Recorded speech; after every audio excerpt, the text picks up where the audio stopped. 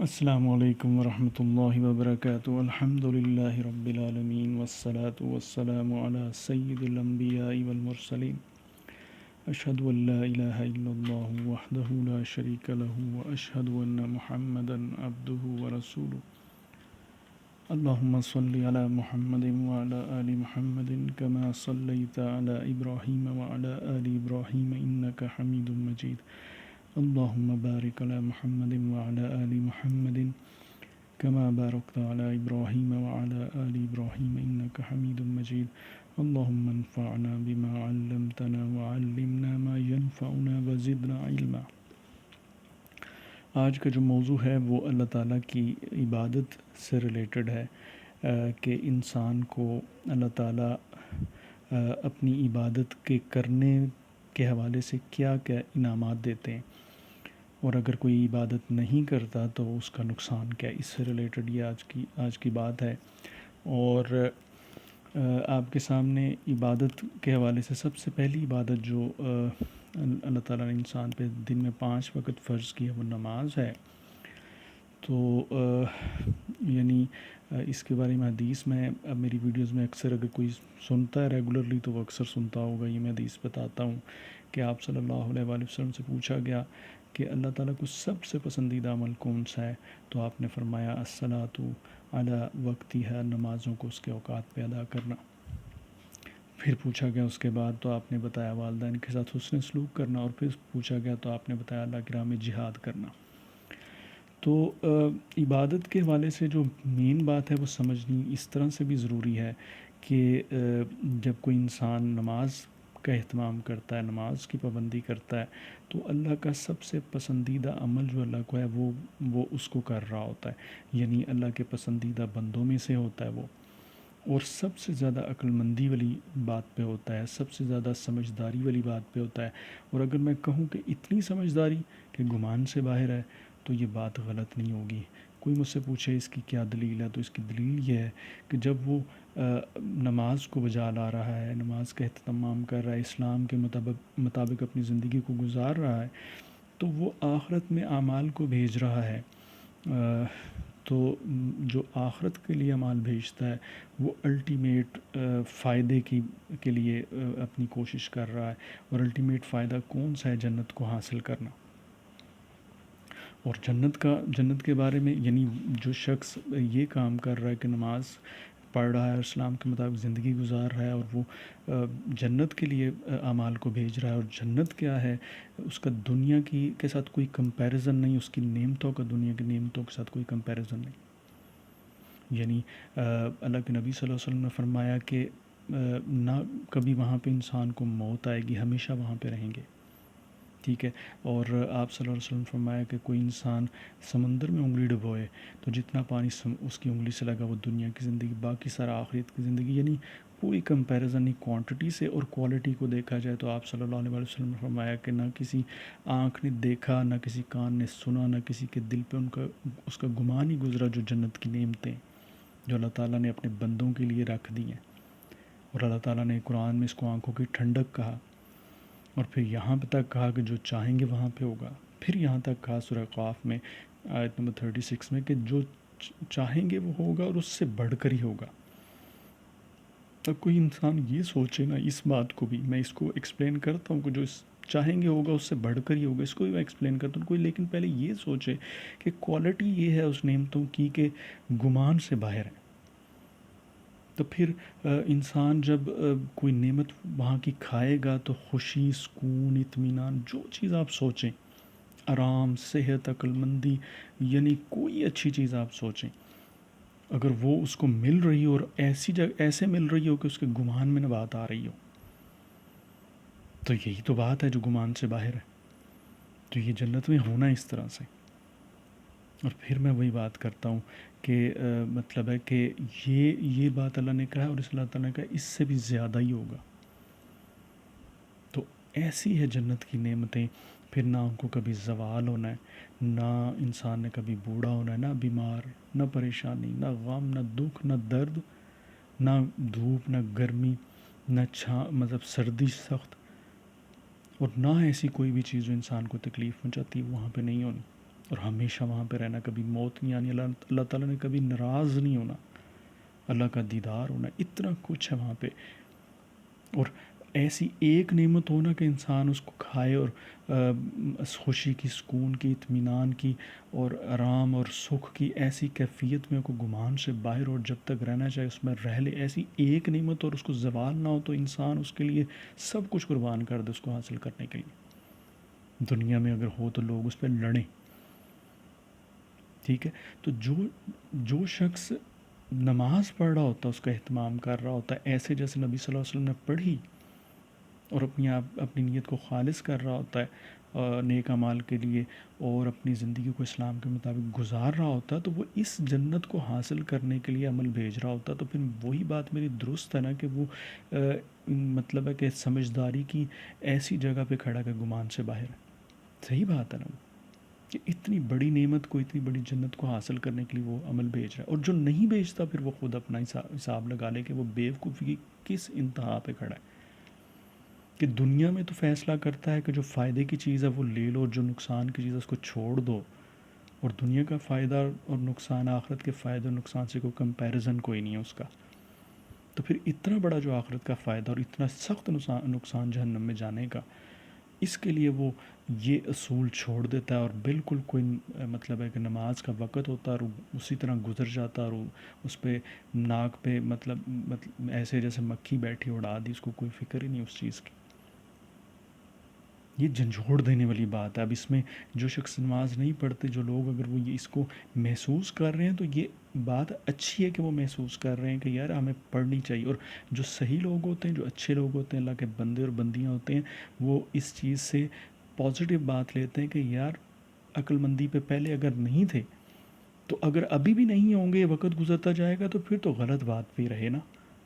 تو سمجھدار وہ ہوتے ہیں جو صحیح لوگ ہوتے ہیں، اللہ کے بندے اور بندیاں، وہ اگر پہلے اچھی بات پہ نہیں ہوتے، صحیح بات پہ نہیں ہوتے، تو جب ان کو پتہ چلتی تو وہ فوراً آ جاتے ہیں، پھر اس پہ وہ صحیح بات پہ رہتے ہیں اور اپنی زندگی اسی طرح ہی گزارتے جیسے صحیح بات ڈیمانڈ کر رہی ہو تو گزارنے کے لیے.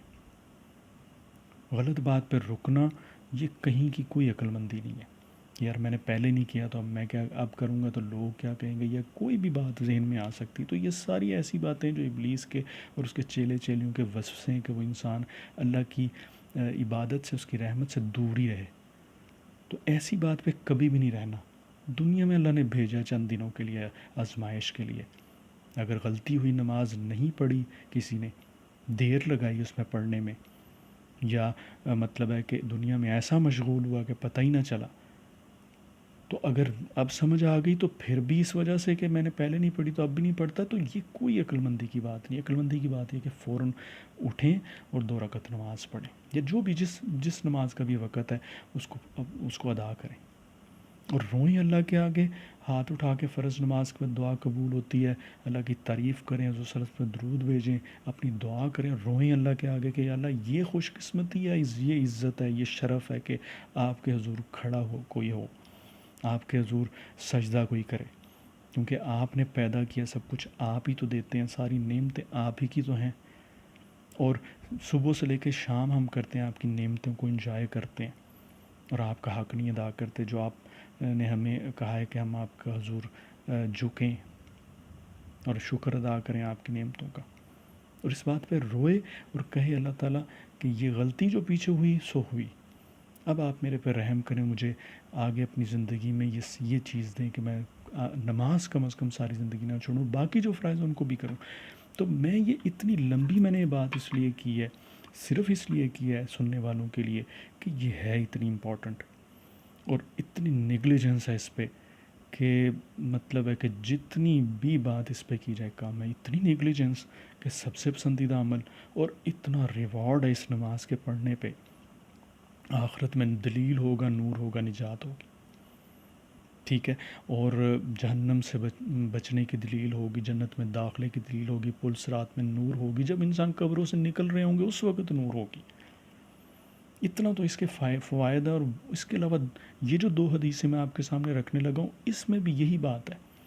اللہ تعالیٰ نے 2 ڈیفرنٹ طریقوں سے انسانوں کو اپنی عبادت کی طرف لانے کا کو ایک کوشش کی جسے کہہ لیں کی ہے. اللہ تعالیٰ نے ایک طرف انسان کو اپنی مطلب انسان کو جو چیز چاہیے ہوتی نا وہ چیز کی امید دلا کے کہ میں تجھے وہ چیز دے دوں گا تو میری عبادت کر. یہ اس طرح سے اس حدیث میں بتایا ہے اللہ تعالیٰ نے. 2 حدیثیں جو میں آپ کے سامنے جو آپ کے سامنے کھلی ہوئی ہیں, ایک یہ ہے اور ایک یہ ہے. ابھی میں پڑھتا ہوں آپ کے سامنے. اور پھر اسی دونوں حدیثوں میں اللہ تعالیٰ نے پھر جو شخص عبادت نہیں کرتا تو اللہ تعالیٰ نے اس کو سختی سے یعنی جھنجھوڑ کے ڈرا کے یہ کہا کہ اگر تو عبادت نہیں کرے گا تو تجھے وہ چیز ملے گی نہیں جو تو چاہتا ہے دنیا میں. دوسرے لفظوں میں کہ جو عبادت کرے گا آخرت تو اس کو ہوگی جو میں نے آپ کے سامنے شروع میں بات رکھی ہے. آخرت کی تو الٹیمیٹ نعمت ہے, جنت ہے, وہ تو ملے گی. ساتھ دنیا بھی ملے گی جو ان 2 حدیثوں میں آپ کے سامنے بھی رکھوں گا. یہ اللہ تعالیٰ نے پیار سے ان چیزوں کو دے کے جو انسان کو چاہیے ہوتی ہیں انسان کو اپنی عبادت کی طرف لانے کی کوشش کی ہے. اور پھر اللہ تعالیٰ نے سختی سے یہ بھی بتایا کہ اگر تم میری بات نہیں کرو گے تو آخرت کا فائدہ تو گیا ہی گیا, دنیا جو تم چاہ رہے وہ بھی تمہیں نہیں ملے گی. دوسرے لفظوں میں انسان کے پاس کوئی آپشن نہیں اللہ تعالیٰ نے چھوڑی, کیونکہ اس کے سوا کہ وہ عبادت ہی کرے اللہ تعالیٰ کی. کیونکہ کرے گا تو آخرت بھی ملی, دنیا بھی ملی. نہیں کرے گا تو آخرت بھی گئی, دنیا بھی گئی. تو پھر آپشن کیا بچتی ہے انسانوں کے پاس کہ آخرت بھی لینی ہے اور دنیا بھی لینی ہے, تو اللہ کی عبادت کے علاوہ تو کوئی آپشن بچتی نہیں ہے. تو اس بات کو میں تھوڑا سا آخر یہ حدیثوں کے کرنے کے بعد بیان کرنے کے بعد میں تھوڑا سا اور کسی طریقے سے اس کو میں ایکسپلین کرنے کی کوشش کروں گا. تو میں پہلے حدیث پڑھتا ہوں آپ کے سامنے, دیکھیں. پہلی حدیث ہے یہ میں پڑھ رہا ہوں. اللہ تعالیٰ فرماتے ہیں اے ابن آدم میری عبادت کے لیے پوری طرح فارغ ہو جا, یکسو ہو جا, میں تیرا سینہ غنا سے بھر دوں گا اور تیری فقیری دور کر دوں گا. ٹھیک ہے, یہ پہلی وہ بات ہے جس میں اللہ تعالیٰ نے وہ چیز انسان کو دے دی ہے یا اس چیز دینے کا وعدہ کیا ہے جو اس کو چاہیے. بالکل اسی طرح سے دوسری حدیث میں دیکھیں جس شخص کی فکر صرف آخرت ہو تو اللہ تعالیٰ اس کے لیے اس کے دل میں دولت مندی اس کے دل میں رکھ دیتے ہیں. یعنی یہاں پہ غنا ہی ہے, غنا اس کے دل میں رکھ دیتے ہیں, ایک بات. اور اس کے تمام معاملات کو جمع کر دیتے ہیں, دوسری بات. اور دنیا اس کے پاس آتی ہے ذلیل ہو کے. 3 باتیں. تو یہ وہ 3 باتیں اس حدیث میں ہیں, 2 اس حدیث میں ہیں جو اللہ تعالیٰ انسان کو وہ دے رہے ہیں, وہ بات اس کا وعدہ دلا رہے ہیں اگر تو میری عبادت کے لیے فارغ ہو جائے. پہلی میں یہ کہا ہے, دوسری میں کہا جس کی فکر آخرت ہوگی, پریورٹی آخرت ہوگی, جو یہ سوچے گا کوئی بھی کام کرنے سے پہلے کہ آخرت کے حساب سے اس میں فائدہ ہے کہ نہیں, کیا اللہ خوش ہوتے ہیں تو کر لیتا ہوں, اللہ تعالیٰ ناراض ہوتے تو نہیں کرتا. جو اس طرح سے سوچے گا اور عبادت کرے گا تو اللہ کے نبی صلی اللہ علیہ وسلم کے طریقے پہ کرے گا, نیت کو خالص کرے گا اور عین اسلام میں داخل ہوگا یا ہونے کی کوشش کر رہا ہوگا جیسے اللہ تعالیٰ نے کہا ہے, تو اس کی فکر آخرت ہی ہوگی. تو اللہ تعالیٰ وعدہ کرتے ہیں اس حدیث میں, یہ جو نیچے والی حدیث میں, کہ میں تیرے دل میں غنا رکھ دوں گا, تیرے معاملہ جمع کر دوں گا اور دنیا تجھے دوں گا کہ وہ ذلیل ہوگی اور تو عزت والا ہوگا. اور پہلی جو حدیث اس میں کہا تو میری عبادت کے لیے فارغ ہو جا, میں تیرا سینہ غنا سے بھر دوں گا, تیرا فقر دور کر دوں گا. تو یہ وہ باتیں ہیں. آخرت تو ملنی ہے نا, وہ تو میں نے شروع میں آپ کو ایک بات بتا دی ہے. جو اللہ کی عبادت کرے گا, اسلام کے مطابق زندگی گزارے گا, تو اس کو آخرت ملنی ہے. دنیا جو چاہیے ہوتی ہے نا, اللہ تعالیٰ وہ بھی اس کا بھی وعدہ کریں انسان کو. اللہ تعالیٰ ایسے اپنی طرف بلا رہے ہیں کہ میری عبادت کرو. اب اس کو تھوڑا سا میں ایکسپلین کرتا ہوں کہ سینہ غنا سے بھرنے کا مطلب ہے, غنا یہ ہوتا ہے کہ بے پرواہ ہو جانا. جو لوگوں کے پاس چیزیں ہیں, انسان لوگوں کے پاس بڑی گاڑی دیکھتا, مکان دیکھتا, مال دیکھتا, نعمتیں دیکھتا ہے, تو انسان اس کی خواہش کرتا ہے. تو اللہ تعالیٰ کہتے ہیں میں تجھے اسے بے پرواہ کر دوں گا. اور اللہ کے نبی صلی اللہ علیہ وسلم کی حدیث ہے کہ انسان کی, مومن کی عزت یہ ہے کہ وہ لوگوں کے پاس جو چیزیں اسے بے پرواہ ہو جائے, عزت اس میں. اور اسی حدیث میں کہ شرف یہ ہے کہ راتوں کو جب لوگ سو رہے ہوں تو قیام کرے, یہ مومن کا شرف ہے. میں یہ بات آپ کے سامنے رکھ رہا ہوں کہ ایک تو عزت ہے اس بات میں جو انسان چاہتا ہے, لوگوں کے پاس جو چیزیں بے پرواہ ہو جائے. دوسرا یہ کہ اصل بات بھی یہی ہے کہ بے پرواہ ہونا. اللہ کے نبی صلی اللہ علیہ وسلم کی حدیث ہے کہ انسان کا معاملہ یہ ہے کہ اس کو 2 وادیاں سونے کی ہوں گی نا، وہ تیسری کی خواہش کرے گا۔ کیا مطلب کہ انسان جب کسی دوسرے کے پاس کچھ چیزیں نعمتیں دیکھتا ہے تو یہ نہیں ہے کہ اللہ تعالیٰ کہہ رہے ہیں کہ میں تجھے وہ چیزیں دے دوں گا جو اس کے پاس ہیں۔ کیوں؟ تیرے پاس وہ آئیں گی تو اور خواہش کرے گا۔ تو بہتر بات یہ ہے کہ انسان بے پرواہی ہو جائے، غنی ہو جائے، تو وہ اللہ تعالیٰ دے رہے ہیں کہ جب اللہ کی بات کے لیے کوئی انسان اپنے آپ کو فارغ کرتا ہے، یکسو کرتا ہے، فکر آخرت کی ہوتی ہے، تو اللہ تعالیٰ اس کا سینہ غنا سے بھر دیتے ہیں، بے پرواہ ہو جاتا ہے۔ یہ وہ بات ہے جو اللہ کو سب سے زیادہ بہترین بات اللہ کے پاس ہی ہے، اور ان کو ہی پتہ کہ کون سی بہترین بات ہے، وہ ہمیں بتا رہے ہیں کہ تمہارے لیے جو بہترین چیز ہے غنا وہ میں تجھے دے دوں گا، اور پھر دوسری بات تیرا فقر دور کر دوں گا۔ یہی انسان کو دنیا میں چاہیے ہوتا ہے کہ اس کو کسی کے آگے ہاتھ نہ پھیلانا پڑے۔ اللہ تعالیٰ کہتے ہیں کہ تو میری عبادت کر، فکر آخرت کی رکھ، میں تیرا فقر میں دور کروں گا۔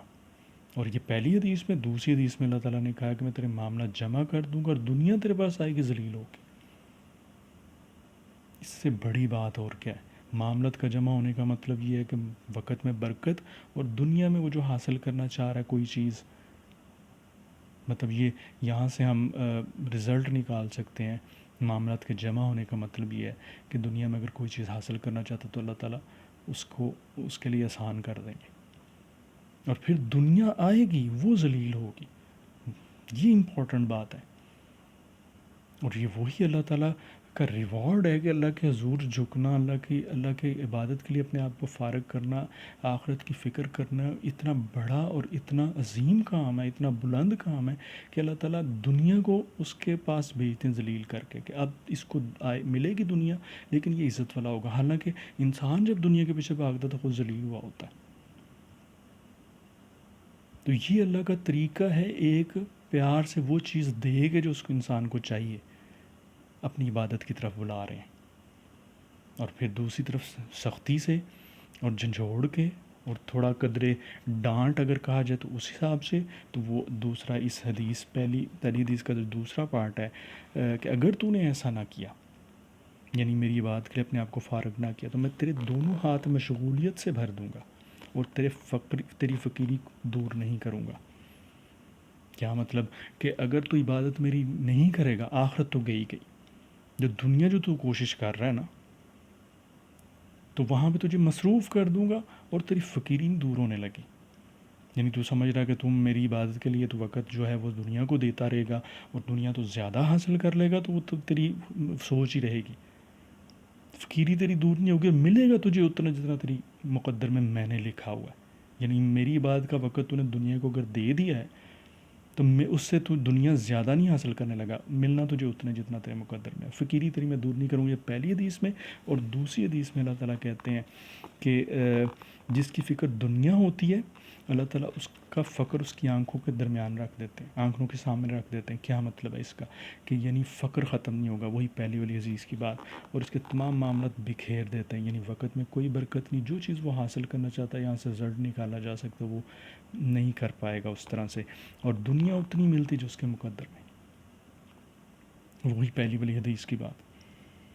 تو یہ مطلب کہنے کا یہ ہے اس میں کہ اللہ تعالیٰ نے پھر دوسرے طریقے سے انسان کو یہ بات بتائی ہے کہ میری عبادت ہی کرنی ہے تو نے، اگر میری عبادت کے لیے تو اپنا وقت نہیں نکالے گا یا فکر آخرت کی نہیں رکھے گا، کوئی بھی کام کرنے سے پہلے یہ نہیں سوچے گا کہ مجھے پسند ہے، یعنی اللہ تعالیٰ کو پسند ہے تو کرے، اگر نہیں پسند ہے تو نہ کرے، اگر ایسا نہیں سوچے گا تو، اور اپنے آپ کو اسلام میں داخل نہیں کرے گا جیسے حضور صلی اللہ علیہ وسلم کے صحاب نے کیا، تو میں کیا کروں گا؟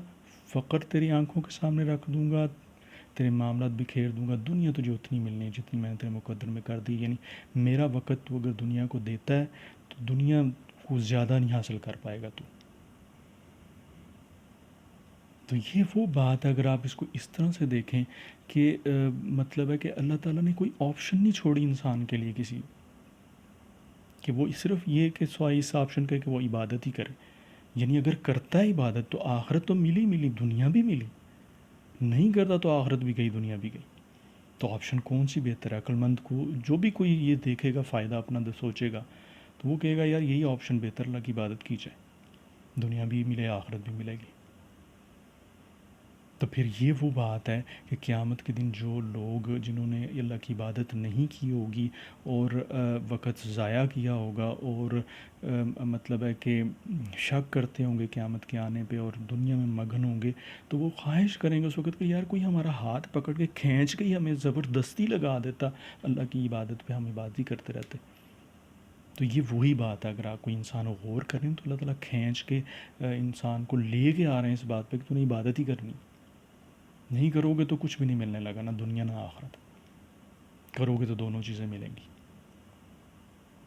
تو پھر وہی بات قرآن میں اللہ تعالیٰ نے بار بار کہا ہے وَلَقَدْ صَرَّفْنَا فِي هَذَا الْقُرْآنَ لِلنَّاسِ مِنْ كُلِّ مَثَلٍ، ہم نے انسان کو اس قرآن میں پھیر پھیر کے مثالوں سے سمجھایا۔ تو یہ اسی کی ایک ایگزامپل ہے، حدیث میں بھی موجود ہے کہ اللہ تعالیٰ مختلف طریقوں سے لاتے ہیں انسان کو کس طریقے سے وہ عبادت کرے، اور یہاں سے بات پروف ہوتی ہے کہ اللہ تعالیٰ ہم سے زیادہ محبت کرتے ہیں، وہ زیادہ چاہتے ہیں، ہم سے زیادہ چاہتے ہیں کہ ہم جنت میں جائیں، تبھی تو ان کا نام الودود ہے کہ خوب محبت کرنے والے، اور انہوں نے پیدا کیا ہے وہ کیوں نہ کریں محبت، ہم ان کی مخلوق ہیں، اور وہ چاہتے ہیں کہ انسان ان کی راستوں پہ رہے اور بھٹکے نہ، اور ہر چیز جو اچھی ہے انہی کی طرف سے ہے، جو شر ہے ان کی طرف سے نہیں ہے۔ یہ یاد رکھنے والی بات ہے، فتنوں کے دور میں یہ بات بنائی جاتی ہے لوگوں کے ذہن میں کہ جی وہ اللہ نے لکھ دیا ہوا، جی میں اب کیا کروں، لوہے محفوظ پہ گناہ ہونا ہی ہونا ہے۔ یہ سب جھوٹی بات ہے، ابلیس اور اس کے چیلوں کی بات ہے۔ اس نے بھی، ابلیس نے بھی جب سجدہ نہیں کیا تھا بعد میں کہتا آپ نے مجھے گناہ کیا جی، مطلب ہے میں اگر آپ چاہتے، مطلب یہ الفاظ تو نہیں ہے لیکن گمراہ کرنے کا مطلب یہی ہے کہ اللہ کو کا قصور نعوذ باللہ نکالا اس نے۔ تو اسی طرح کی بات ہے لوگوں کے ذہنوں میں وہ پھینکتے ہیں۔ تو اب اس کو میں تھوڑا سا آپ کے سامنے اس طرح سے رکھ دیتا ہوں یہ بات کہ کوئی آپشن نہیں ہے کہ ہمیں صرف عبادت ہی کرنی ہے، اور سب سے بہتر بات بھی یہی ہے، سب سے بڑی عقلمندی کی بات بھی یہی ہے کہ ان کی عبادت کی جائے، اور عزت شرف خوش نصیبی کی تو بات ہے، میں اس میں جو لوگ نماز پڑھتے ہیں ان کو اس بات کا اندازہ ہے۔ اللہ تعالیٰ سے دعا ہے اللہ تعالیٰ ہمیں اپنی عبادت کے لیے اپنے آپ کو ہمیں فارغ کرنے کی توفیق عطا فرمائے، اور پھر اس پہ استقامت دے مرتے دم تک، اور ایمان کی بہترین حالت پہ زندہ رہیں، اس ایمان کی بہترین حالت میں یہاں سے جائیں، آمین۔ اب اس میں ایک بات میں پھر مزید ایڈ کر دیتا ہوں جو کہ ضمناً بات ہے، تو وہ یہ ہے کہ لوگوں کے ذہن میں، مسلمانوں کے ذہن میں یہ بات بنی ہوئی ہے کہ حضور صلی اللہ علیہ وسلم نے چونکہ شفاعت کر دینی ہے، تو مطلب ہے کہ ہم نماز اگر نہیں پڑھتے اور عبادت نہیں کرتے تو اگر جہنم میں چلے جائیں گے، تو وہ جس نے لا الہ الا اللہ محمد رسول اللہ پڑھا ہوگا، اللہ تعالیٰ حضور صلی اللہ علیہ وسلم کو اختیار دیں گے، وہ جہنم سے نکال لیں گے، تو ہم نے نکل ہی آنا ہے۔ یہ ابلیس کا اور اس کے چیلوں کا ایسا وسوسہ ہے کہ مطلب ہے کہ اس پہ میں بات اب کرتا ہوں بعد میں کہ یہ مطلب ہے کہ اس کو یہ کس قدر ہلکی اور کس قدر بیوقوفانہ بات ہے۔ مطلب ہے وہ بات سچی کہ حضور صلی اللہ علیہ وسلم شفاعت کریں گے اور جہنم سے نکال لیں گے لوگوں کو، حتیٰ کہ جس نے مطلب سچے دل سے لا الہ الا اللہ محمد رسول اللہ بھی پڑھا ہوگا تو۔ لیکن میں اس لوگوں سے یہ بات کہتا ہوں جو اس بات پہ ہوتے ہیں، میں ان سے یہ سوال کرتا ہوں کہ کیا گارنٹی ہے کہ آپ جب نماز نہیں پڑھ رہے، عبادت نہیں کر رہے، اللہ کی رحمت سے دور ہیں آپ، کیا گارنٹی ہے کہ آپ جو جس مطلب بات کو لے کے بیٹھے ہوئے کہ لا الہ الا اللہ محمد رسول اللہ آپ نے کہا ہوا اور آپ اللہ سے شریک نہیں کرتے، کیا گارنٹی آپ اسی پہ مریں گے؟ کیونکہ اعمال کا دار و مدار تو خاتمے پہ ہے، اور اللہ کی رحمت سے آپ دور ہیں، صبح کرتے ہیں نماز نہیں پڑھتے ہیں، اللہ کی عبادت میں مطلب نہیں بجا لاتے، اور رحمت سے آپ دور ہوتے ہیں، تو پھر کیا گارنٹی ہے کہ آپ مطلب ہے بچ جائیں گے؟ آپ تو ابلیس اور اس کے چیلوں کے آسان شکار ہیں۔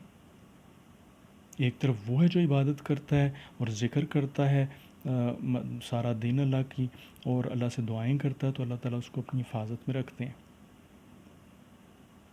ان کے شر اور فتنوں سے، جو شیطان اور اس کے چیلے چیلی ہیں، اور ایک آپ ہیں جو اپنا اللہ کی رحمت سے دور ہیں، حفاظت میں نہیں ہیں، تو پھر تو ایزی شکار ہے۔ اور پھر جب آپ اس طرح کی ہلکی بات جو آپ اس کو دلیل آپ نے بنایا ہوا ہے اور اس بات پہ آپ زندگی گزارتے ہیں، تو پھر کیا بعید ہے کہ آپ اس بات پہ بھی آ جائیں کہ میں گناہ کر لیتا ہوں پھر توبہ کر لوں گا، اور پھر گناہ کر کے پھر تھوڑا سا اس پہ اور اصرار یا رکنے کا بھی ذہن میں لے آتے ہیں، کوئی نہیں میں توبہ کر ہی لوں گا، آج نہیں کرتا تو کل کر لوں گا، کل نہیں کرتا تو پرسوں کر لوں گا، پھر اس پہ بھی آ جائیں گے، اور پھر اس پہ بھی آ جائیں گے، خدا نہ خواستہ، اللہ نہ کرے، لیکن اس پہ بھی ابلیس پھر لے کے آ سکتا ہے کہ چلو شرک کر لو، بعد میں پھر توبہ کر لیں گے، اس میں کون سی بات ہے؟ جب اس قدر ہلکی بات پہ کوئی آ جاتا ہے تو پھر باقی باتیں بھی ابلیس کے لیے ایزی ہو جاتی ہیں، اس کے چیلے چیلیوں کے لیے. تو ایسی تو ہلکی بات پہ رہنا تو ہے ہی بیوقوفی. اور یہ اسی کی بات ہے، مطلب اسی نے، ابلیس نے پھینکی ہوگی اس کے چیلے چیلیوں نے، لوگوں کو اللہ کی راہ سے ہٹانے کے لیے. اور پھر ظاہر گناہ اور جو دوسری باتیں ہیں دنیا کے اندر رہنا وہ مزین ہوتا ہے، اور عبادت جو کرنا اس میں وہ نفس کو پسند نہیں ہوتی. یہ بات ابلیس کے لیے اور اس کے چیلے چیلیوں کے لیے بہت آسان ہوتی ہے کہ انسان کے لیے گناہ اور دنیا کے کاموں کو مزین کر دیجیے اور دوسری اللہ کی عبادت کو ہلکا کر کے دکھایا جائے، جس کی وجہ سے انسان اس طرف آتا ہی نہیں. تو یہی تو پھر امتحان ہے کہ اللہ تعالیٰ نے دنیا میں بھیجا ہے، کہ ایک وہ بات ہے کہ اللہ کی عبادت ہے اور اس میں اس طرح سے وہ مزین بھی نہیں ہے اور نفس کو پسند بھی نہیں ہے، اور سردیوں میں ٹھنڈے پانی سے وضو کرنا، یا ایون سردیوں میں گرم بستروں سے نکلنا، گرمیوں میں چل چلاتی دھوپ میں پیدل چل کے مسجد میں جانا، یا اس کے علاوہ بھی روزے رکھنا نفس کو پسند نہیں ہے.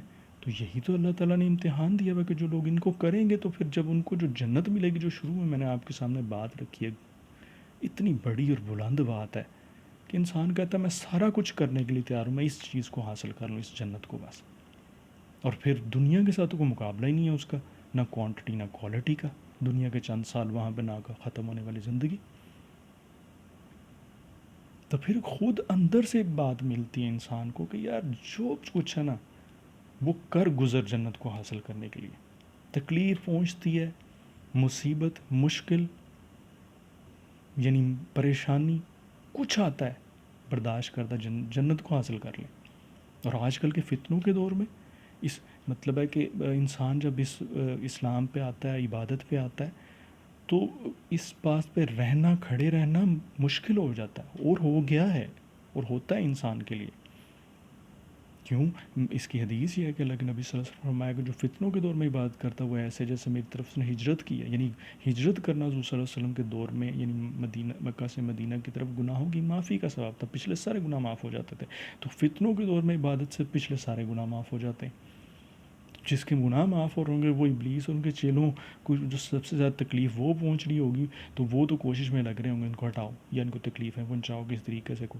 اور قرب قیامت جہاں پہ دنیا اپنے ختم ہاتمے کے قریب جب آ چکی ہے اور آگے بھی اور زیادہ قریب ہو جائے گی، تو جب کوئی چیز اپنے خاتمے کے قریب ہوتی ہے تو وہ رہنے کے قابل بھی نہیں رہتی، اس کا بیلنس خراب ہو چکا ہوتا ہے. تو پھر یعنی بیلنس کے خراب ہونے سے یہ دلیل بنتی ہے کہ ابلیس اور اس کے چیلے حد سے بڑے ہوں گے تکلیف پہنچانے میں. تو اس پہ صبر ہے، پھر ہٹنا نہیں ہے.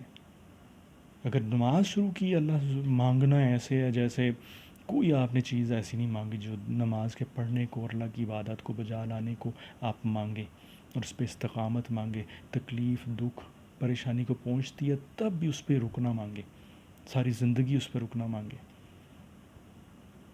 یہ بات پھر اللہ کو کیا کس درجے کی پسند ہوگی، اس گمان سے باہر ہے. ان کے ہاں تو ایک انسان تکلیف دہ چیز کو راستے سے ہٹا دیتا ہے نا، صرف تکلیف دہ چیز ہے، کوئی لکڑی ہے، کوئی چیز ہے، پتھر ہے چھوٹا سا، ہٹا دیا نا، تو اللہ تعالیٰ نے اس کی اتنی قدر کی کہ اس کو بخش دیا. وہاں اتنا ریوارڈ ہے چھوٹی سی بات کا. تو کہاں اتنی بڑی بات انسان کر رہا ہوگا کہ ہٹ ہی نہیں رہا ہوگا دکھ درد تکلیف کے اندر اپنی عبادت سے یا اللہ تعالیٰ کے حضور جھکنے سے یا اسلام کے مطابق زندگی گزارنے سے. تو کتنا اللہ کو وہ بات پسند ہوگی. اور پھر مانگ رہا ہوگا اللہ تعالیٰ سے، کہ جانتا ہوگا کہ میں کمزور ہوں، اللہ تعالیٰ مجھے رکھنا چاہیں گے تو میں رکوں گا، تو پھر مانگ بھی رہا ہوگا اللہ تعالیٰ سے. یہ بھی اللہ کو بات بہت پسند ہے، عاجزی کے اندر یہ بات ہے. تو میں یہ کہنا چاہتا ہوں، بات وہاں سے شروع کی، لوگوں کا جو بات ہے کہ اتنی ہلکی بات پہ رہنا ہے ہی بیوقوفی. میں نے ان کے سامنے بات رکھی ہے کہ مطلب ہے کہ پھر یہ بھی ذہن میں رکھیں کہ جہنم میں تھوڑی دیر کے لیے جانا اور ہمیشہ کے لیے جانا یہ دونوں بری بات ہے. سورہ فرقان میں اللہ تعالیٰ نے کہا ہے انہا ساعت مستقرا و مقاما، وہاں پہ تھوڑی دیر کے لیے بھی جانا برا ہے اور ہمیشہ کے لیے جانا بھی برا ہے. تو یہ ہے ہی نہیں اچھی بات. پھر فتنوں کے دور میں مطلب ہے کہ ایسے اعمال کے ساتھ چمٹا جاتا ہے جو اللہ کو پسند ہوتے ہیں، گناہوں کی معافی کا سبب ہوتے ہیں، یعنی عبادت کے ساتھ چمٹا جاتا ہے. اور خود بھی ہم چمٹیں اور اپنی نسلوں کو بھی یہ باتیں سکھائیں، پکا کریں ان کو.